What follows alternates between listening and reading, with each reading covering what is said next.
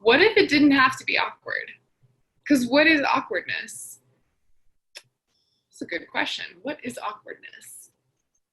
Mm. When I feel awkward, I feel uncomfortable being in my own skin. That's how I internalize it. I don't know. Do you guys agree? Mhm. And then it's Mm. usually projected out to someone, and so then they sense it. And then that makes them feel uncomfortable because basically you're saying, hi, I don't feel comfortable being myself. Who are you? And they're like, well, how can I trust you? Now I don't feel comfortable, and like the energy's blocked, and we can't be free flowing here, and let's get a drink, right? And as soon as we get a drink, then we're like, okay, I can relax, I can get out of my head a bit. And then it's like, oh, okay, this is fine, this is good. So like, what if, different scenario, you go into this interaction completely owning who you are, telling yourself this is not going to be awkward because there's really nothing to feel awkward about. Like, I am who I am, and I own that, and I love that, and I accept that. And this is really just about getting to meet another human being and learning about them. Tell me, I really want to know, like, what is your life like? Who are you? Cool, nice to meet you. Oh, wow, we happen to have a similar interest in bocce ball. Cool, that's cool, right? Like, and then it goes from there. Instead of like, oh God, I gotta make sure I'm this certain person. I gotta make sure he likes me. Oh God, what did he do? How did he act? I will tell you, I'm speaking this because it's all truth that I've been through. Like, there's a reason I can articulate this so well, because I've been that person too, for sure.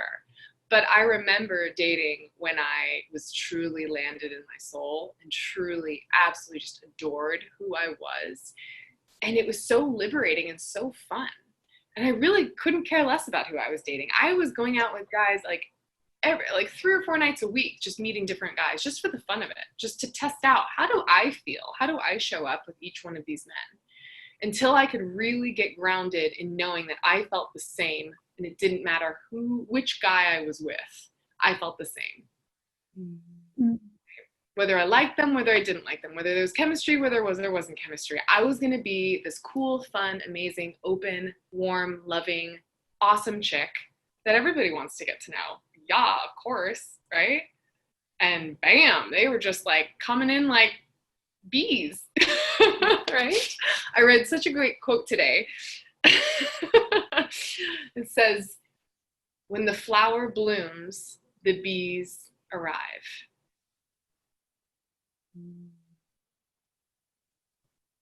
How nice does that feel? Mm.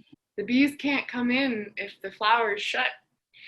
But when we can just blossom and be this blooming, God, so many metaphors, right? This blooming goddess, queen, rainbow, whatever you want to call it, just this energy of golden loving light. Like, you don't even have to worry. Like, it just naturally is going to happen. It's like people are just drawn in. And you guys have already sensed this. When you start really just allowing yourself to just be you, and just breathe from that place and literally almost imagine yourself like disconnecting yourself from your brain entirely. Like, if you really could just like cut yourself off and say, brain, I got this. You can stay in the car tonight. I'm going to go out on this date and just kind of hang out in my heart. And as long as my heart feels good, I'm going to stay. And when it doesn't feel good, I'm going to politely decline to leave. And that's it. And that's you really trusting your heart and really allowing yourself to fully just show up in your being. And that is the most beautiful place you could ever be. And that's the most beautiful place that you could show yourself to a man. The time that you're dating, that all of you guys are dating right now, is all just practice, right? It's all just practice for you guys to really get good at this. So that when Prince Charming does show up, it's all good. It just clicks into place and whew, all right, you get into the role of it, you know? Because what you're doing is you are creating the space for men to feel safe to do the same. And it is the most, like, reassuring, amazing feeling that it's like a breath of fresh air for men. Think about it. All their life, they're hanging out with other guys that are in their heads and having to conform to their own expectations of being a man, to suck it in and be tough and be strong. They don't get to communicate how they feel. And even now in the dating world, women are so up in their head. They're so over masculinized that we're just like, oh, I'm here, I'm doing this, I'm tough, I don't need you. And they're like, so they're still just like, okay, I don't feel safe to really be me. And then you come along and it's just like, hi, I'm Alice. And yeah, I feel really safe to just share how I feel. The good, the bad, the weird, and I'm not going to overreact. I'm not going to blow up on you, but I'm going to just share. I'm just going to be really open and be really honest. And I trust myself that I'm going to be okay no matter what. So, how are you feeling? Can you imagine how it would be for a man to hear that? Like a goddess has just come down and swooped him up and said, come here, my darling. Let me just love you. Right? These poor, sweet men. I love men so much. Like I just want to love on all of them, because the poor thing, and all of us like crazy, ambitious women are just like pushing them into a corner, and they can't feel safe to be themselves anymore. So you get to be this different person. And yeah, it feels weird because there's not many people doing this. You get to be this beautiful, radiant light that just says, I've got you. And let me just show you what it's like to be around in my presence. It's going to be different. It's going to be relaxing. It's going to be easy. There's not going to be any drama, right? I don't do drama. I don't do texting. And it's wonderful. And we share how we feel. And when we share how we feel in every moment from a safe space, not from a reactive place, but from a safe space, there never needs to be anything that builds up for resentment. There never needs to be anything that is shoved under the rug. It's just open, can be released, and we can just be easy. It allows you to be able to breathe freely for your own self and within the relationship. Yeah. And if you have an emotionally intelligent partner, which most of you, all of you probably will be attracting emotionally intelligent partners, because you are now getting to this place of emotional intelligence where you are understanding on such a deeper level yourself and how to communicate. You're naturally going to attract someone that also gets that kind of thing. And so they can hold space for you. And this is such a beautiful thing. Spencer is so good at this for me. It's like holding space for me to say, this happened today. We were exercising, and I was exercising, and something came up where I just got pissed off at something he said. And instead of pushing it down, I processed through the feeling, and I said, oh, okay, I'm feeling triggered right now. Why am I feeling triggered? And then I was like, you know what? This has been actually percolating for a while. And I did in that moment, and I was sharing, I'm feeling like this frustration towards you, and I don't know why, and I can't understand. Can you help me to talk through it, to figure it out? And he was able to come in as a man, hold this container, and allow me to feel safe to share how I was feeling and process it without making him wrong. And then we were able to let it go, finish our workout, and have a great day.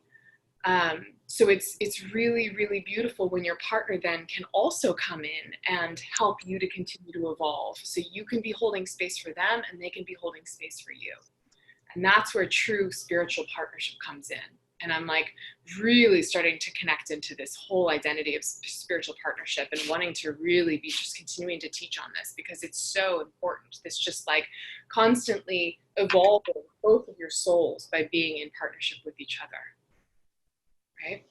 Because that's the beauty of our life, is getting to, we come on this planet as souls to evolve and to grow and to continue to just like step into our highest presence. And when we come into relationship with someone, it's not just so that we can get married and get a title and have a house and like have a good life. It's so that we can be continuing to evolve our souls together and grow and keep bettering ourselves together. At least that's what I'm looking for. I don't know about you guys. This is like what I want every woman to wake up to, realizing how powerful as goddesses and queens we really are for the men of our day, even in the career world too. Like allowing men to feel our presence in the career world from that place, from that powerful presence of just like, I own my power, I own my presence, I own my feelings. It's really powerful. We can make men feel so safe in our presence, or we can make them feel really unsafe. And most men feel really unsafe in our presence. And so they act out in weird, childish ways, or acting from their dick or whatever, because they just don't know how to be, right? Because we don't show them how to feel safe in our presence.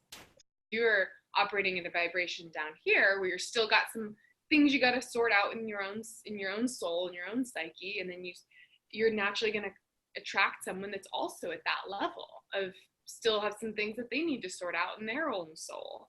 And so you guys are going to be a perfect connection for each other because you guys understand each other. You vibe on the same wavelength. But as you start elevating and evolving and healing your soul and stepping into that higher presence, you're just naturally just attracting a whole different caliber of person. And you're not even attracted to people down there. You're like, sorry, you seem nice, but like, you don't get it. Right? Yeah.